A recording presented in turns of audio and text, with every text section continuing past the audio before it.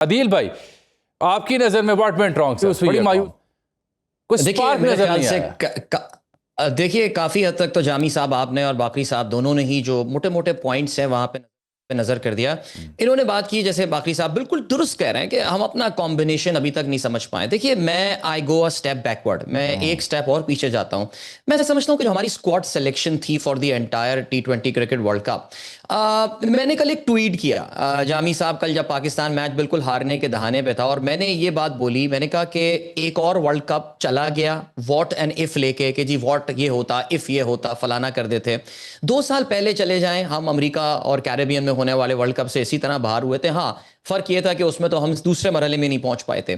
लेकिन अपने आप से हमें ये सवाल पूछना पड़ेगा कि उस वक्त जो हमें आया था कि जी ये ग्रैंड ऑपरेशन होगा, ये पता नहीं ऑपरेशन सर्जरी होगा, नहीं उसका, नहीं अदील उसका नाम था कि सर्जरी की जाएगी। सर्जरी होगी, वो ग्रैंड ऑपरेशन। कराची के एक वायरल पुलिस वाले मुझे याद आ गए थे, वो भी बातें ऐसी करते थे, एंड में कुछ होता नहीं था।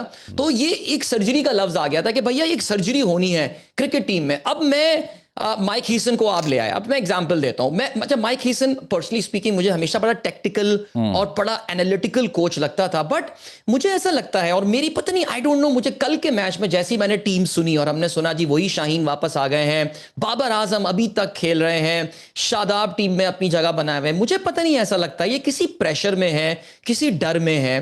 कौन उनको रोक रहा है? न्यूजीलैंड के कप्तान जब कोच थे बड़ी ब्रेव कॉल्स दिया करते थे।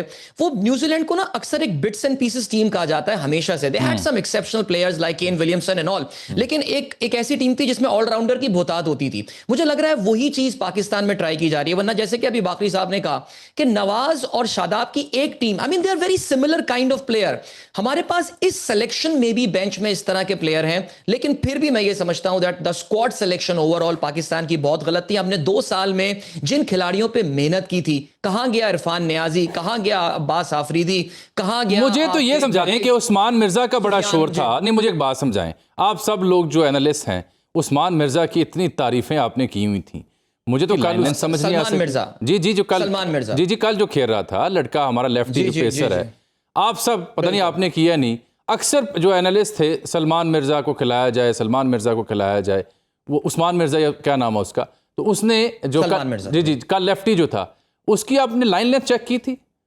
उसकी लाइन लेंथ डेड ओवर्स में जब उसको आखिरी ओवर दिया गया 3 रन संभालने के लिए, तो उसकी गेंद जिस पे चौका पड़ा, ये मतलब ये पाकिस्तान की तारीख में कभी ऐसा नहीं हुआ। पाकिस्तान का तो एक माड़े से माड़ा बॉलर आखिरी ओवर जब करता था तो उसे पता था कि यॉर्कर्स कैसे मारने हैं और कैसे अपनी पेस से मैच को बचाना है, लाइन लेंथ से बचाना है। उसको क्यों खिलाया गया है? क्या यूटिलिटी थी उसकी? जामी साहब देखिए, जामी साहब हमें ये बात समझनी पड़ेगी कि सलमान मिर्जा की PSL में परफॉर्मेंस अच्छी रही, डोमेस्टिक अच्छा खेला वो, लेकिन ये कोई अगर आप समझ रहे हैं कि वसीम या वकार किस्म का आपको आखिरी ओवर करके देगा, नहीं। पिछले कुछ सालों में पाकिस्तान का जो एक जेन्युइन डेथ ओवर बॉलर हमने देखा था, उसका नाम अब्बास आफरीदी था।